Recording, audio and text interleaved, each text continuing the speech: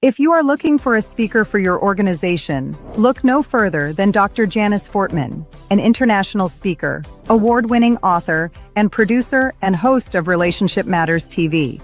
What sets her apart is that she connects the heart of relationships with the power of communication and leadership.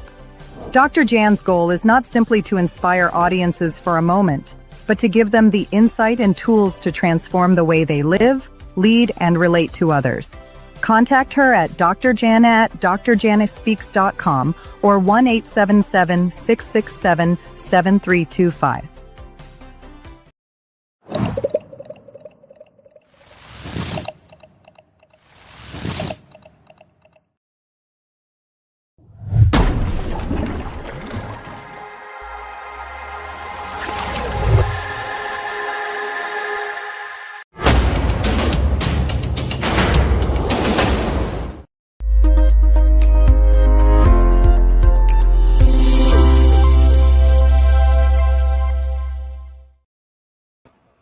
Hello there.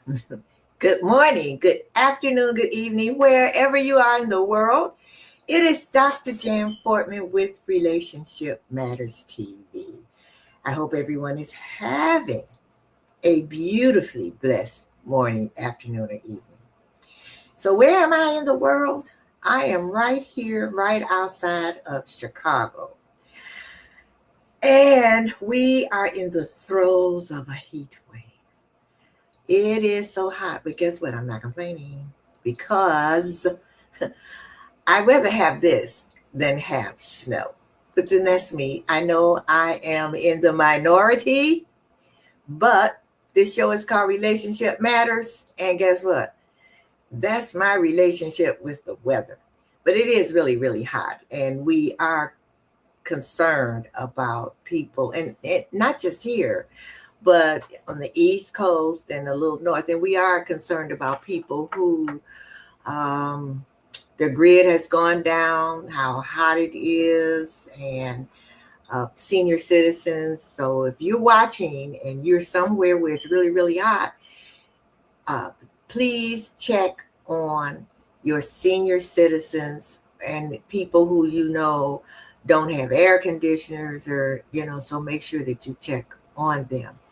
And before we get started, also want to send up prayers and whatever you can as far as the people in Venezuela. I cannot imagine the devastation. I've seen it, we all see it on TV. But when you think about 60,000 people are missing, I thought, oh my God, that's just, I don't know. This is just hard to fathom. So send up your prayers if you can do some donations, because they need everything. And just go to your local organizations that's sending things, and be careful of scams. Because, of course, I don't know why people take advantage of other people's horrible problems and conditions. So there are a lot of scams out there where they collecting money and it's not going to where it's supposed to go. So, my guest. This to me is something my guest is going to talk about what he does that I have learned. I have learned so much about. So let me tell you who it is that I have on my show. I am so happy to have him on my show. Anyway, his name is Terrance Beasley, and he is a retired U.S. Army Lieutenant Colonel and Medical Service Corps officer with over 27 years of distinguished service. So first of all, what we want to do is thank him for his service. He is a passionate historian and educator, and he has dedicated his life, right now, his life for more than 2 decades to preserving and sharing the legacy of the Buffalo Soldiers. And first of all, I want to say this. This is just a little teaser because on August 29th, we are going to go into the history of the Buffalo Soldiers. I have learned so much. You know, we weren't taught about this in school, and you hear just a little bit about it, but I have learned so much about the Buffalo Soldiers. So what he does and who he is also, he's the founder and chair of the Colorado Front Range Buffalo Soldiers. And what he does, he regularly presents history about the Buffalo Soldiers in schools, in elementary schools, high schools, colleges. He does it in national parks, museums, public events. He does it through storytelling. Everybody loves a story. He has artifacts, just all kinds of things. But anyway, I'm going to let him talk more about what he does. So I want to bring to you Terrance Beasley. Hello, Terrance. Hello, Dr. Jan. Hello, everybody. How are you? I'm doing very well, thank you. I have to admit, your intro is pretty entertaining in itself. So next time Oh, I have to get your autograph. That's what I'm going to say. okay. Whatever you say, I need to get your autograph. And I was looking for that picture. I found it, but I didn't put it on here of where we met. Oh, yes, ma'am. Yes, ma'am. Yeah, In yes, February. Yes, ma'am. yes. In Colorado Springs, Yes, ma'am. educating children of color. That is correct. Yes, ma'am. That's an event that happens every year. And it's not, although it's called Educating Children of Color, it's for all, youth. And they, as you know, from being there, it's a great event. They draw thousands of teen, school-age kids, and they, give scholarships and different things that will help the kids as they progress through their education. So great program. Yeah, I met so many kids. I gave my presentation there, and then I met you, and then you had on your Buffalo Soldier outfit, and I thought, wait a minute, what's up?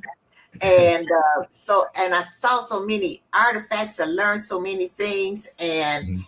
it's just really something that you are really focused on, just teaching us all about a part of history that we don't know about. So I want to ask you this. Yes, ma'am. What really sparked your interest in the Buffalo Soldiers? And I know you're on this mission. How did that lead to your personal mission?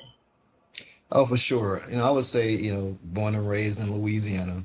So when you look at the history of the Buffalo Soldiers that started in 1866, one of the locations they enlisted was Louisiana. And so for me, as you mentioned earlier, we're not taught this history in school, right? And so going through school, same experience. I wasn't taught that history. So it wasn't until I joined the military that I learned the Buffalo Soldiers actually enlisted in Louisiana. And so for me, to be from there and not to know that history at that time was very interesting to me.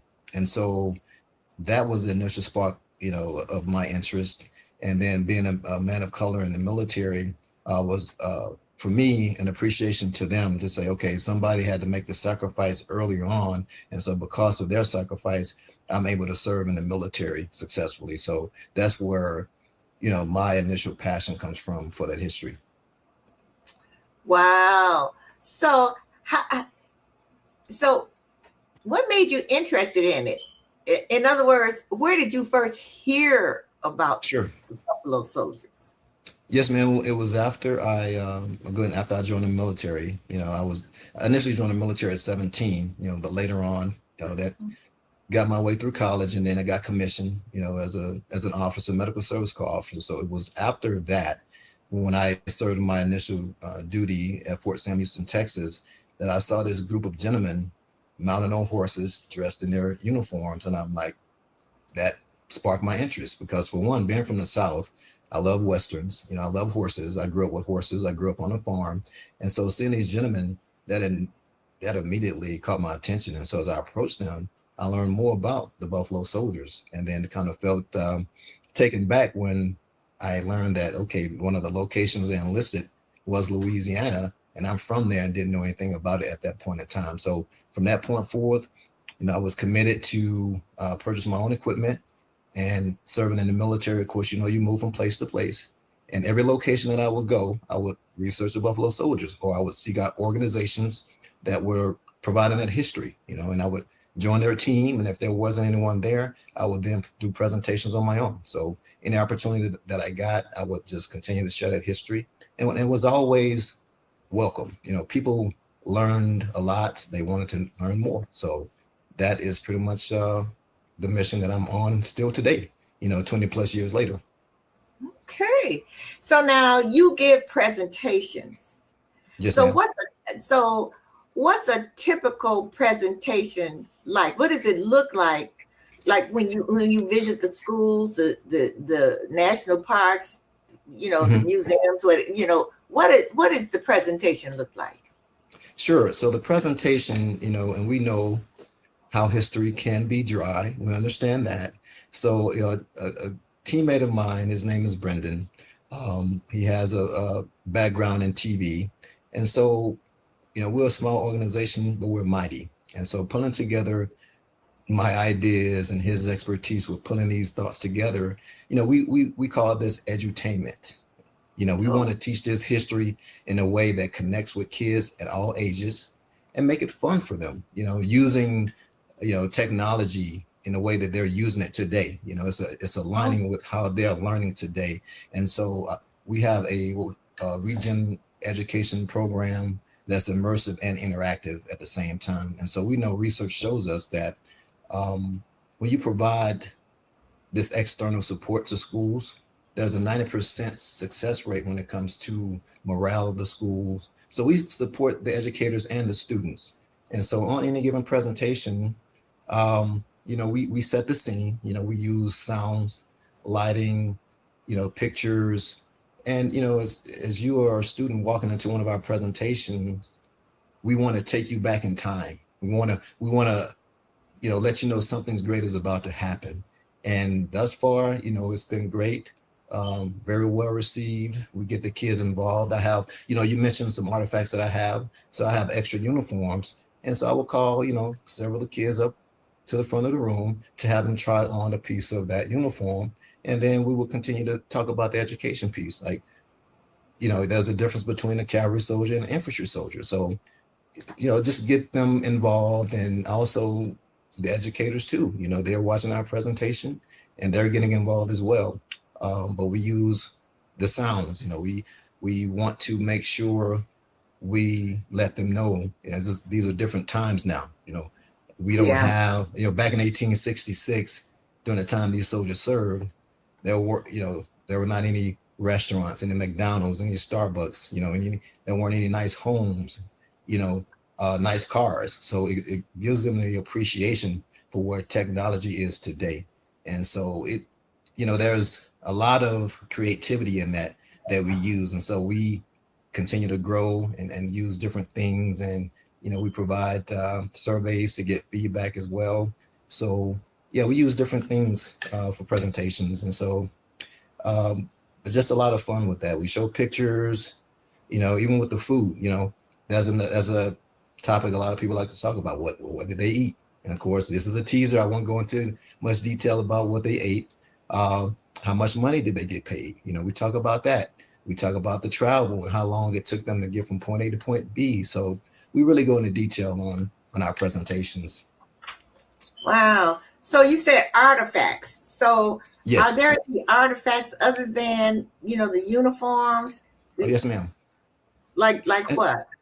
So, we're careful too, right? So we talk about weapons that they used back during that time. So you have a saber.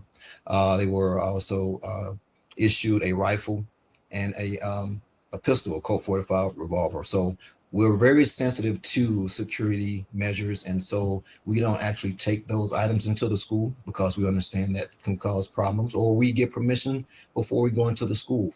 And usually if if they don't want those items in the school, that's completely fine. We then show Oh, pictures. So those artifacts. They're eating utensils that they use. We have that.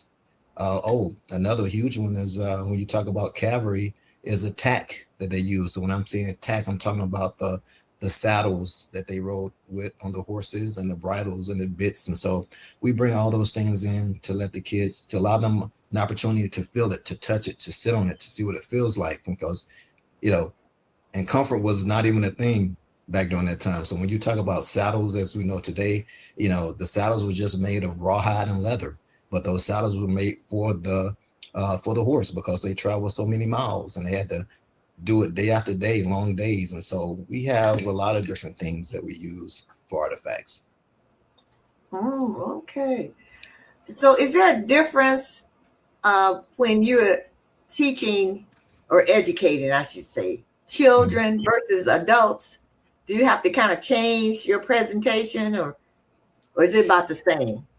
Well, it's more so we've aligned our educational program with age appropriate material. So we have Okay. an educator on our team that aligns it with K through 12. And so there is a slight difference when you talk about um, the the learning capacity of a kid at that moment in time. So, we're not going to go to a kindergarten class and talk over their heads. That's kind of productive. And so we do shape material based on the grade level that we're providing a presentation to at that moment in time. So, and we usually, when it gets through, like K through 5, that's kind of similar. We use, sounds, when you talk about bugle sounds, but it's not very much of a change when you get to the older population because, again, this is history, and we want to make sure um, every part is taught, you know, and it's not like it's elementary for an adult to learn about the bugle calls and what they sounded like. And so it's not very much change from what we Okay. use. We just kind of adjust how we teach it and how we present it. Okay. So why do you think that part of history about Buffalo soldiers, why do you think that isn't taught, like it should be? Why is it that, like I said, I was starting to read after I met you. I just started to read and watch the videos, on Mhm. YouTube, and I learned so much. But why do you think that it isn't really taught, to people Yes, like it should be? understood. And I apologize for the barking in the background. No, Sorry no, about that. don't worry about the dog. Yes, sorry about that. This is, No problem. um, yes, ma'am. So your question is that I think that it's not taught in that way? Yeah, why, in other words, yeah, why don't we know about the Buffalo Soldiers and how important they were in American history? And I can't say for, there's one specific reason that is. I mean, I do know, well, just from, you know, my wife was a teacher, my mother was a teacher. And so teachers are regulated on what, they have to teach, right? And I think it is so much with that, they can only fit in so much, right? And so that even goes back to the point of that's why it's important, you know, and we're passionate about supporting the kids and the students, being an external organization coming in to teach this stuff because they don't have time to teach it. They have to, look at testing and I'm not exactly sure each detail that they have to be that of what they do in the classroom, but I do know there's a lot of testing and preparation and a lot of topics, and I think it's just so much that they already are focused on that there's no capacity for other things. I mean, that's kind of I'm sure there's more to it, but that's kind of my initial thought there. Okay. But the response that we receive when we do a presentation is that kids they ask great questions. They come up to us and they're really involved and really want to know more, and and it becomes one of those things where, and we know how to maintain their attention. We know how to get their attention and maintain their attention, and so and we just connect it. It's all about that connection, which is a key word that you use with with your podcast. It's about that connection. So when you connect those pieces, kids are interested. They want to learn more, and that's pretty much why we do what we do. We go in, we present the history, and your listeners will learn more when it comes to special in August. But if we were to sit here and go through the entire history of the Buffalo Soldiers in the detail, we'd be here for weeks, possibly months, right? And so what we want to do is to pique their interest and provide the resources to where, hey, if you're interested, this is where you can go and find more information on the Buffalo Soldiers.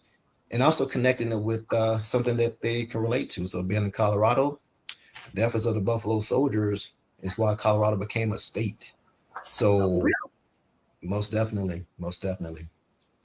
And again, this is a teaser, but yes, their efforts, the efforts of the Buffalo Soldiers is how Colorado reached statehood. So, Really? yes, ma'am. Yes, Now, ma'am. I want to. I'm gonna wait for the special, but I didn't know people in Colorado know that. More and more, with our efforts in sharing that, I think that this year is a big one, right? So when you talk about the 250, 150, of America and 150 of Colorado, so this is the 160th year of the Buffalo Soldiers. Okay. Right, and so every year, this year's our annual celebration of the Buffalo Soldiers, and we have a program that we're doing July 25th. So I wish you were here for that. Maybe you can travel in, but it would be great to see you if possible. But yeah, this is a big event this year. Colorado, yes, ma'am. Yeah, but you all are burning up there. Well, hold by the time we get into July, that will no longer be the case. So you can get in real quick and get out. You'll be okay. Yeah, okay, all those fires and everything. But look, you said something earlier, and it piqued this person's interest, Maxine Walker, because you said, I guess you like horses and stuff. She wants to know, do you own a horse? Oh, yes, ma'am. I have access to horses. I own a horse. I've owned a few. I've lost a few. So yes, ma'am. We do mounted presentations as well. So we participate in parades. Yes, ma'am. Because part of the history back during that time was that they prepared for skirmishes, which are battles, right? And so they had to do mounted maneuvers. And so we demonstrate that for the kids. May 1st here in the local area. So I'm in Monument, Colorado, which is near the Air Force Academy. There's a local school, and we have partnerships with all the schools in El Paso County, right? And so they call us out. We do a presentation.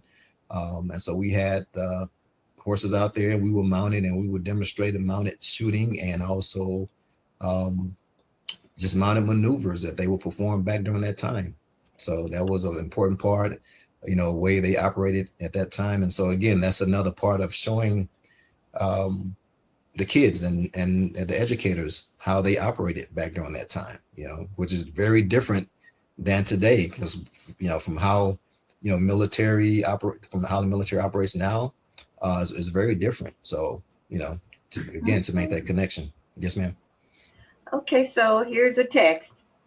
And this person wants to know, what were the qualifications to become a Buffalo Soldier?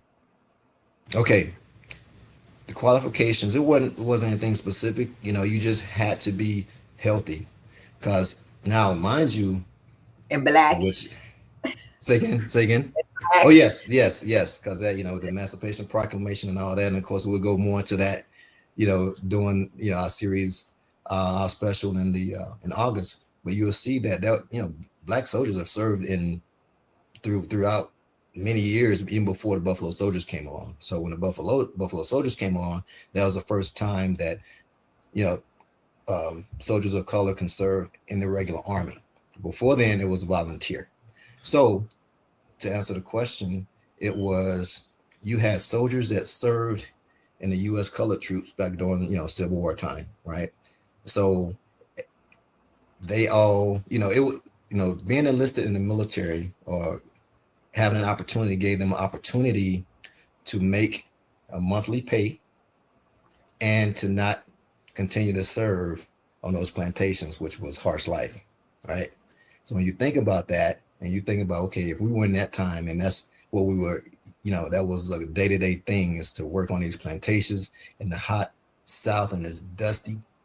Well, I'm going to go join the military to put myself in harm's way. Yeah. But, oh, by the way, I'm going to be able to make so much per month and I won't have to be subject to this manual labor day after day. So, but the qualifications, there was a weight limit, right? When you talk about 170 pounds, as far as of a soldier, right? But now, if you think about now, it'll be a little bit different because I can tell you right now, I wouldn't be a Buffalo Soldier based on weight limit at this point in time because things change when you talk about the type of food that was eaten back then to now, right? So we're healthier people now, right? But during that time, it was mainly height and weight of 170, height of like 5 foot, just over 5'5" and 170 pounds, somewhere around there. Wow. But you had people that tried to join they were injured from serving in the U.S. colored troops. They walked up, their maimed hands, they were crippled. And so even though they tried to join, they were turned away. Wow. So yeah. Yeah, so Wow. hopefully that answered the question. I know I kind of got on some other topics there. Well, So their text, if you haven't, their text again. So here's another text that came in. It says, why were the Buffalo Soldiers formed? okay, so it was a peacetime operation now post Civil War, and I know we're getting into the history there, even though this is a teaser. Yeah, But I won't leave them hanging. I won't leave them they want hanging. to know. Yeah, they want to know most definitely. So following the Civil War, there was a lot of lives that were lost during that time, and so there was a need for peacetime operations, and that's why they were formed, right? So you had a lot of lives that were lost during the Civil War, and so that was a first time they allowed black soldiers to join the regular army and serve in the army at that point in time. But that was why it was because you had westward expansion during that time too, right? And so they needed troops to protect settlers as they migrated west, and then you get into a whole lot of different things at that moment in time because the people that they were protecting were not welcoming because of the color of their skin. Isn't that something? Yes, ma'am.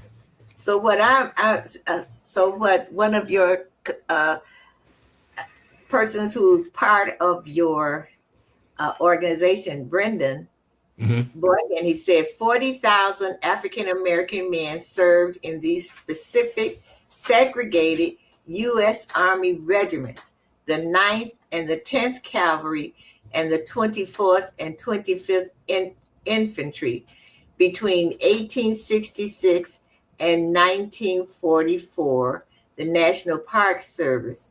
And he also said the Buffalo Soldiers' main duty was to support the nation's, as you just said, westward expansion by protecting settlers, building roads and other infrastructure, and guarding the U.S. mail. Yes, ma'am. Yes, ma'am.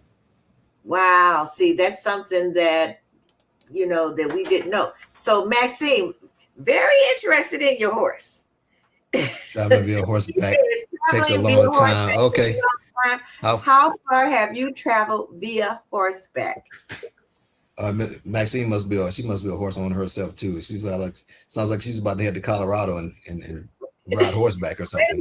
minute. And to go Um, along with that, once you answer that, you can answer this too. She wants to know what's your horse's oh name. man. Okay. So how far have I traveled on horseback? Well, are you talking about like one given day, or are we talking like over a Well, you got to consolidated period of time? put that in there, Maxine. What are you talking about? One day, whatever. But anyway, what's your horse's name? Okay, I have a horse. His name is Shadow. Oh, and his Yes, name is Shadow because he's black. okay, okay. I I mean, say that's the he's truth. gray. Well, no, I mean he's actually black. He's actually what's called a quarter Frisian cross. So he's crossed with a quarter horse and Frisian horse. So he's well, not sure how many listeners out there are horse people, but he's about, let's say, 15 and a half hands high. So but he's awesome. Yeah, I love him. We get along well. So it's great. Oh, It's great. And I can get into some other topics too when it comes to, when you talk about history and kind of putting these pieces together. But yeah, but now the travel. Okay, so she asked the question about travel. So I've yeah. traveled in one day, I say the furthest I've gone is probably about 25 miles. Is that galloping or is that trotting or just kind of Come, walking? yeah, a combination thereof. A combination Okay. thereof. I mean, when you talk about, when you talk about terrain, now mind you, part of this, the history is that in order for you to, you have that passion, you want to talk, you want to speak accurately about this history, you have to be immersed in it as well. So that's something that I've done for myself is knowing that these soldiers travel via horseback. I did it too. I want to see what it feels like, and it's definitely not it's challenging, again, talking about the saddle as far as, it was made of rawhide, I mean, there was a transition too, but, there was leather to rawhide. And these soldiers, they got a lot of the hand-me-down equipment from the Civil War, so it wasn't like they got brand new, equipment or whatever. They had, the leftover horses and the used uniforms, and they made the best of it. Okay. All right. So I think you answered her She says, how question. far? Oh, she says, how many days? So it was in I mean, and again, you talk about 10 days is Okay. what that would take, Wow. Okay. and you say And like here's oh, go ahead, I'm sorry. no. Go ahead. Finish answering. Yeah. Oh no, that's what it was. I was just gonna say how many days? So like 10 days. Okay. All righty. So here's another question from Gwendolyn Dunbar. She says, as an educator, we have to be careful who is teaching our children, especially history. Every part of early American history and military history. Mhm. How do you suggest that we reach more people about our history? That's a great question, Gwendolyn. I appreciate that. Um, so when you talk about, being careful who's teaching our history, right? One of the things that we do, and we've partnered, so we're in Colorado, so we have a partnership with the Colorado Department of Education. And so, as you're going into the schools, you're not getting into the schools without vetting yourself with the Colorado Department of Education or the school board. So one thing that we've done is that with this education program is that we have a professional development um, option there that we teach the teachers the history so they're accurate with teaching it into the classrooms, if that makes sense. So when you talk about, and I saw the question disappeared, but so when you talk about being mindful of who's teaching that history, that's how we prepare the educators with teaching it, because we can't just assume, and we don't want to belittle them. Being a teacher, you're the subject matter expert in that classroom, and so we just want to make sure we provide you that piece of history so you can then teach it to your students. Um, and when you talk about, let me see, how do you suggest more people? And again, so Buffalo Soldier history, we emphasize and re-emphasize this is American history. And so at any given point, if any part of history is lost or left out, it's a disservice to us as human beings, right? Because when you talk about even, we talk about Buffalo Soldiers, where Buffalo Soldier history, where during that period of time, that, the lives of the Buffalo Soldiers weren't the only lives affected. You had the settlers that were migrating west. And you also had the Native Americans that were already here on territory when those people arrived and weren't too thrilled that new people were treading on their territory. Um, so yeah, you had, and that's why we emphasize it's American history. And so to reach more people is through like what Dr. Jan is doing, which I greatly appreciate that. This program we have is taking off in more ways than we've expected. And, when your heart's in the right place and you connect with the right people, those things happen. And so this just, you know, meeting Dr. Jan, back in February, and here we are today, and so Yeah. reaching more people. And so we have different um, platforms like with social media. And that's another thing that we're working on right now, is that we're, plussing up our social media awareness. And we have, subject matter experts that are helping us do that, and so that's how we reach more people. Okay. Well, she did say this. She doesn't own any animals, but she's an advocate. Just I wanted to let appreciate it. Awesome. So now I want to, does she rescue animals, or has she been involved in? So I I'm don't know. asking her questions now. Yeah, right. You're asking her questions. Well, Maxine Walker, he asked you a question. Say it again, because I might have been Oh, I talking was over. asking. I was asking if she rescued animals or had a part in an organization that does. Okay. All right, Maxine, put that in the chat. So, uh, another question I wanted to ask you: uh, what challenges have you faced in trying to keep this history alive? And if there are any challenges, how do you overcome them? Sure. Now the challenges being, and I will say, you know, I mean, just me personally, right? And so it's just finding other people that would be interested in, because again, I say we're a small organization, but we're mighty. But just to have other present presenters and other people getting involved.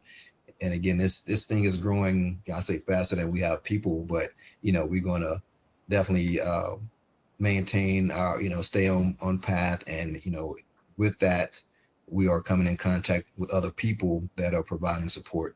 Um, One of the things that's been a huge help has been, which we've talked about from previous discussion, is that you have the Buffalo Soldiers Community Memorial Committee that were a group of guys already here prior to my coming, and so they are now mentors to our organization, and they've opened up the doors to resources, whether donations or wherever it may be. They've done a great job in supporting us in that way. Um, but otherwise, it's kind of one of those things as far as how do you overcome those challenges. It's just you just continue to seek those people that you share that passion with, and you allow them to get involved, and let them use their strengths to help push forward the efforts and whatever. So, and that's, again, one of the things that we're doing with the education program is that we want to attract, school age kids all the way up to adults, because there's always a way to get them involved at the level that they're comfortable with, So, I mean, outside of that, it's been a slow, gradual process. And I think that, we just want to stay the course and continue to enjoy the ride. So, have you tried any kind of legislation, you know, in Colorado, to see if there's a way, uh, where it could be local or whatever, where you would have I guess, an easier time? Because I'm thinking, and I'm wondering if there has been any times when you all have presented what you wanted to, give to the students or to museums or parks, and you've gotten a no. When you talking about provide a presentation to Yeah. them, I mean, my experience hasn't been what we've provided a no, because I mean, and actually, there's been more. where you talk about schools and even the national parks that have reached out to us and say, hey, would you mind doing a presentation here at this location? And so that's been more of our experience thus far. I'm not saying that we won't hit those roadblocks, but Uh-huh. one of the things here is that a lot of our supporters are, local politicians and things of that sort. Oh, So we do have the support here in Colorado of that. One of the, well, I say a couple of people I would mention um, is Representative Dr. Regina English and Senator Tony Exum. They were responsible for passing the House Bill 25-1149, which is now law that Black history will be taught in schools, K through 12. So again, we emphasize Buffalo Soldier history is American history, but opportunities such as that, we use as a platform because it's relevant. We talk about the Black troops that served. And Colorado is one of 12 states that has accomplished that achievement of having a law passed of teaching okay. Black history in schools. It was great to see Illinois being, Illinois is one of those states too. So, but those types of things. So we do have, that support, which is motivating for us. And so, but again, we haven't hit a brick wall to where it's like, okay, no one is said no Yeah. to us as of yet. Okay. And so we're thankful for that. That's wonderful. Here's another question. Gwendolyn Dunbar says, have you tried working with the local Black History museums? So yes, ma'am, I That's have. Chicago because we have the DuSable Museum. hmm And so, and I do recall from previous meeting with you, Dr. Jan, that you asked if we traveled, and so hey, we're Yeah. open to opportunity. But here in Colorado, yes, we have worked with museums, and not just Black History museums. So we do. There's a local support. We all support each other when you talk about the local community organizations, and one of those organizations is the Black Museum, Black History Museum. And so whenever they have events, we're there too. We've been invited out to the national parks. There's Fort Garland out there, which is a very well maintained fort that the Buffalo Soldiers actually served at during the actual date that Colorado became a state. So every year we go down there for that anniversary celebration as well of when Colorado became a state. So we get involved in any way we can, so we don't close any opportunities. If we have the capacity and the date and time to get there, we're going to make it happen. Okay. So then I know the answer to this question, but I'm going to ask it. Okay. Where did they get their name Buffalo Soldiers from? Well, okay. You said you know the answer to it. You I want to know the answer answer. it? You want to answer No. it? See, Well, I told you, I've been reading up and I've been, watching YouTube videos and stuff. So I learned a lot. Something I thought I knew. And then I thought, sure. that's not all to it.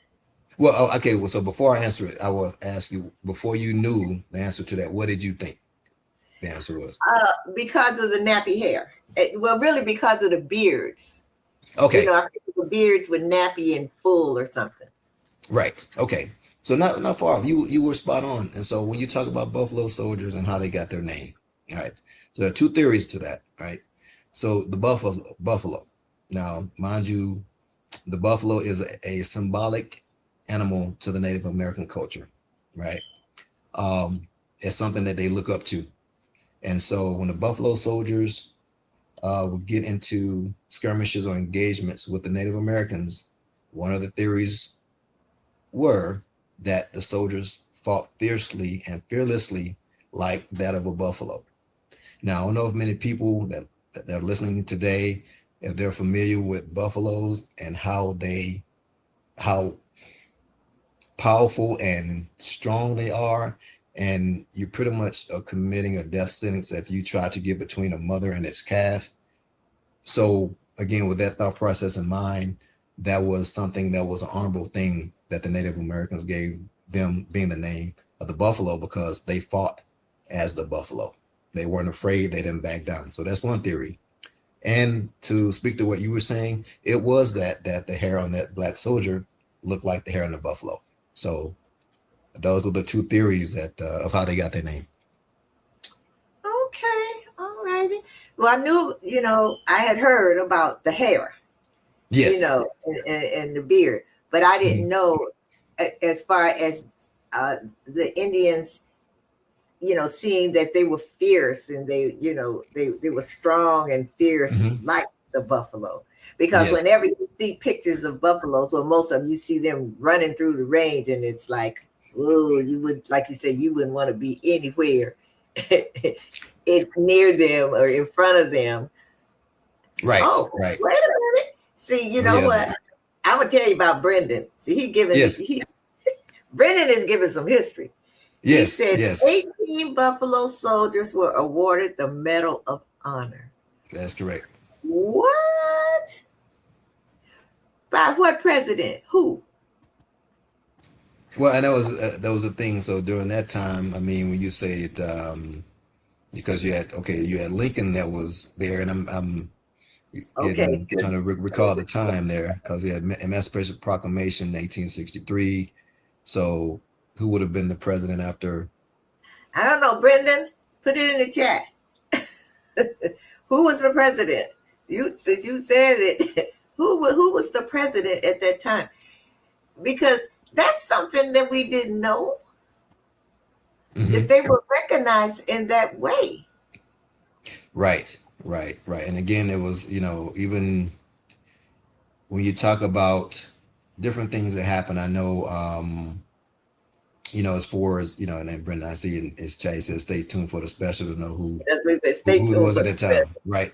So another, when you talk about with the history, we kind of jump in this a little bit. So when you talk about black officers, and during that time and being Buffalo soldiers, so you had, um, officers that went to West Point, you know, that Buffalo attempted. soldiers that went to Right, West. right. So you had Henry Austin Flipper, who was the fourth to attend West Point, but the first to successfully graduate.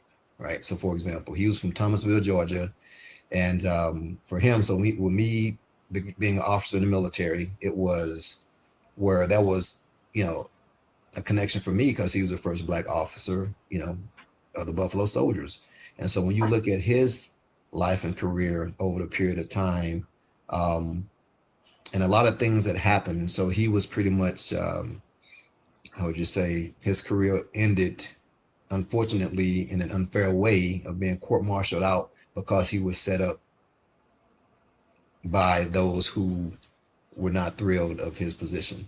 So he received a dishonorable discharge, for example, and after years later, I'm talking about years and years, maybe 100 plus years later, he received honorable discharge, because his family continued to um, fight for him. And so when you talk about these awards that were received, a lot of these awards, were posthumous sometimes, and didn't happen because again, these during the time the Buffalo Soldiers served, they didn't receive a lot of them didn't receive that due cause at that moment in time that they served, right? Um, but as you see here, so it says Grant was the president at that moment in time, and of course we knew the first Buffalo Soldier to receive the Medal of Honor was Emmanuel Stance, which was in 1870. Well, Sandy Barney Ennis put in the chat, she said it was Abraham Lincoln. So, Brendan, I don't know who's right, either you or Sandy Barney Well, Ennis. And she said serving 1861 to 1865. right now, if that's the case, now with the Buffalo Soldiers, now they were enlisted in 1866. Okay. So Okay. that would have been after that time. Which I know, during the Emancipation Proclamation is when President Lincoln during his time. But the Buffalo Okay. Soldiers, they weren't enlisted until 1866. All right.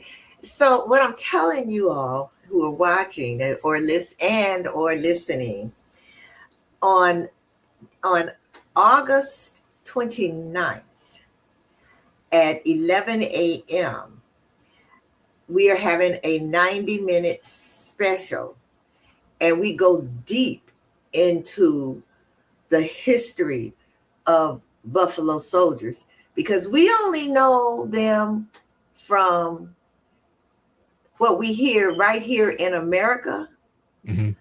But I mean, when you start reading and the two other historians that we're going to have on there, some of the some of the information that they're going to give us is really kind of, it's jaw dropping.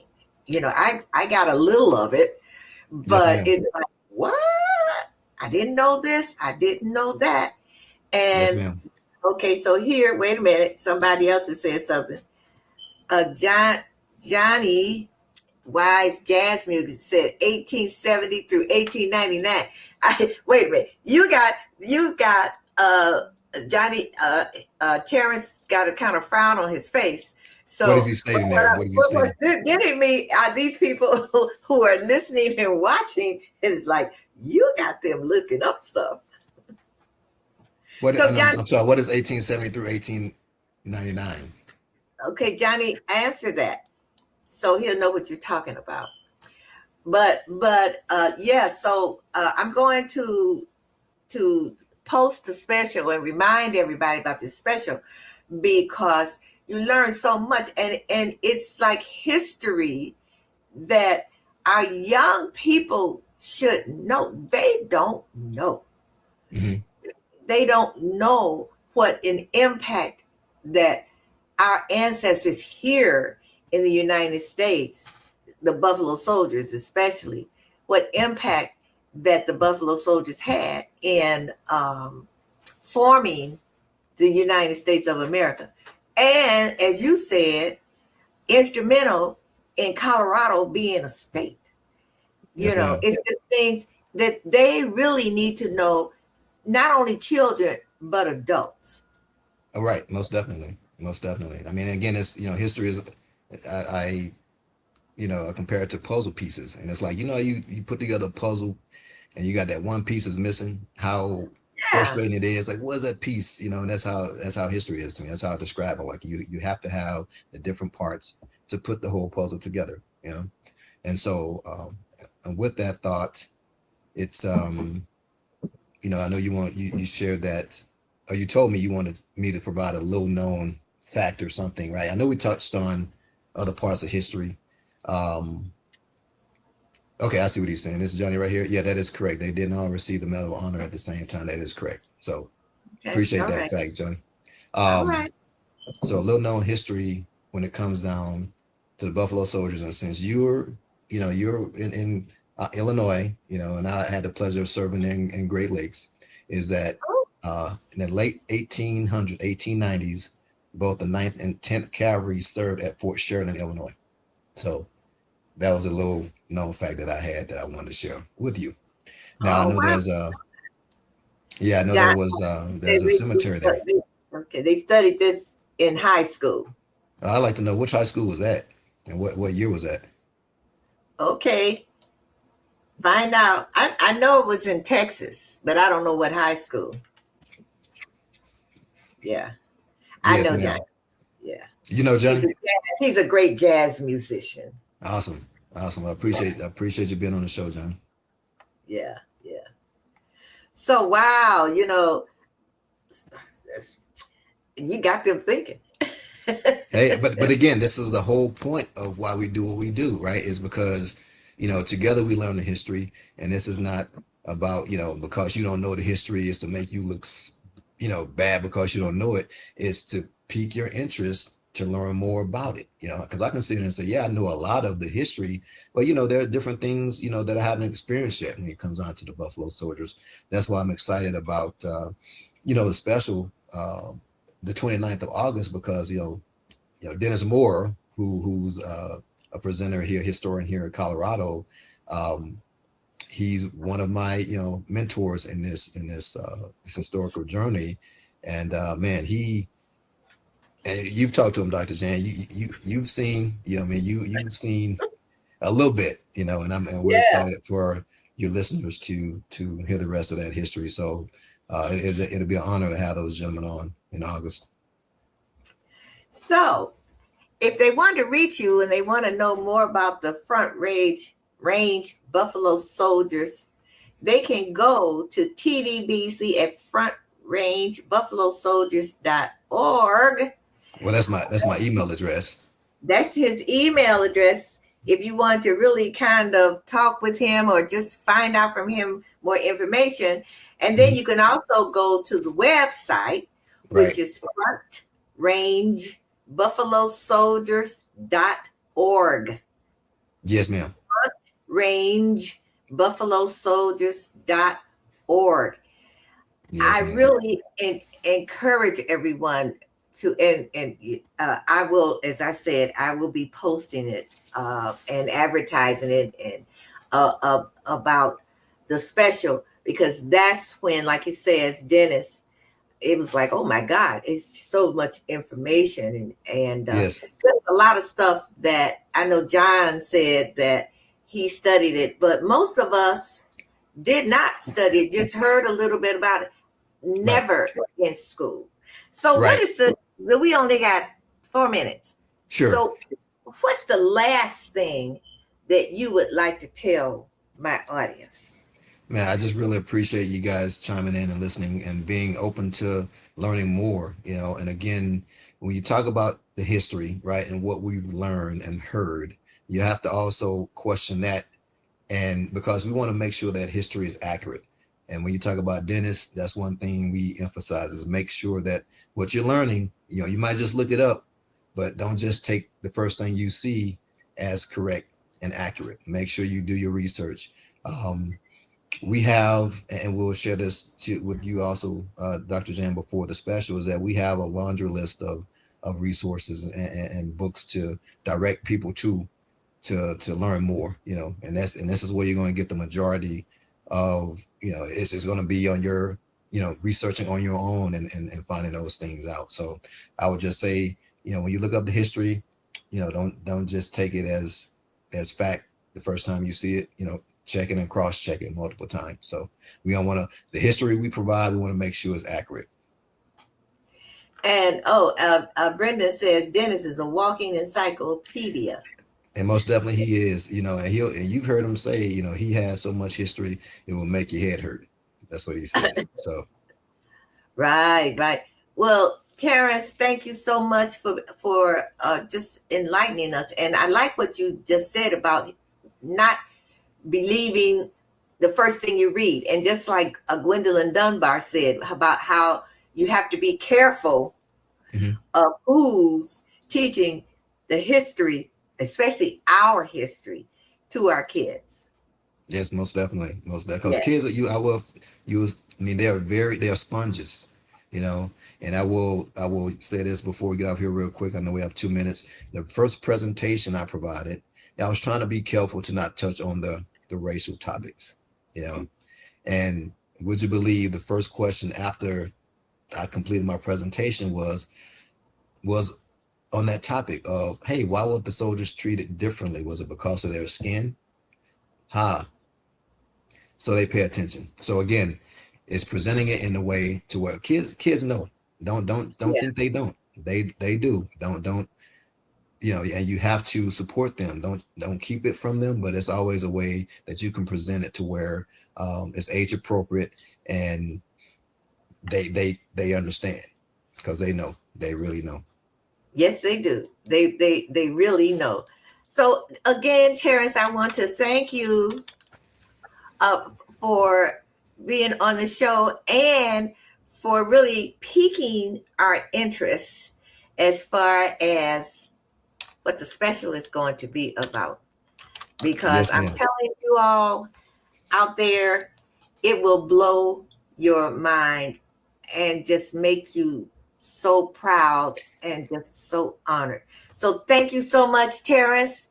We will Thank you, see ma'am. you back. Brendan in the background. We will see you back with others as we talk about Buffalo Soldiers, the history of Buffalo Soldiers. And Terrance, hopefully you will have on your Buffalo Soldier uniform. You Okay? know what? I wear that more than I wear regular clothes. So I will make sure I do Okay. that for you. All right. Thank you so much. All right. Thank you, So, everybody. Thank you for listening. yeah, Thank you you for have having a us on, Dr. Jan. sure you have a beautiful, blessed rest of your evening. All right. You as And well. and don't breathe in any of that smoke and come back. All righty. Bye-bye. Bye-bye now. Wow, you know what? This has been really, really, really very interesting. And I gotta go, but I just want to tell you all on August 22nd, we will do a 90-minute special on the history of the Buffalo Soldiers. So I will see you again next week on Relationship Matters TV. And remember, there are all kinds of relationships, all kinds of relationship matters. Life is about relationships. So until then, have a beautiful, blessed morning, afternoon, or evening, wherever you are in the world. Bye-bye.